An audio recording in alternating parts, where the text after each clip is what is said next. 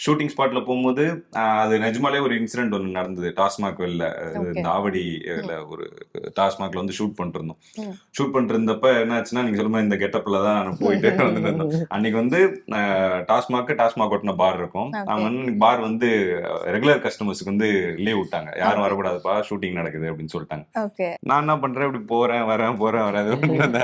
இவங்க என்ன பண்ணிட்டு இருந்தாங்கன்னா, குடிகாரங்களாம் வந்து நான் டெய்லி குடிக்கிறவங்களாம் வந்து கோவத்துல இருந்தாங்க. "ஓ, என்னப்பா டெய்லி வரீங்க தான் குடிக்கிற, நீ பாட்டுன்னு விட மாட்டேன்ற." "நோ புரிஞ்சுங்கண்ணா, ஷூட்டிங் எடுக்குறாங்கண்ணா" அப்படின்னு. "யாரும் விடுறது இல்லைண்ணா." நான் 2 முன்னாடி போயிட்டு வந்தேன். அவன் டக்குன்னு ரொம்ப டென்ஷன் ஆயிட்டு, "இங்க வா." "என்ன அவன் மட்டும் போயிட்டு வரான், அவன் தான் குடிகாரனா? ஏன் நாங்களாம் குடிகாரன் இல்லையா? அவனை மட்டும் உள்ள விடுற." அவர் படத்தில் நடிக்கிறாருங்க. சும்மா விடாதே, அவனை பார்த்தா படத்தில் நடிக்கிற மாதிரி பக்கா குடிகார மாதிரி இருக்கிறான். ஸோ இது ஒரு பெரிய கிரெடிட்டா இருந்தது. டப்பிங்ல பார்க்கும்போதே அதான், டப்பிங் அப்பயே நம்ம கிட்டத்தட்ட கெட்டப்லாம் சேஞ்ச் ஆகி வர மாதிரி இருப்போம். எனக்கு பார்க்கும்போது பரவாயில்லையே, பயங்கர குடிகாரனா இருக்குமே அப்படிங்கிற மாதிரி இருந்தது. அது ஒரு பெரிய சும்மா அச்சீவ்மெண்ட்டா தான் பார்க்குறேன் பாட்டில் ராதா.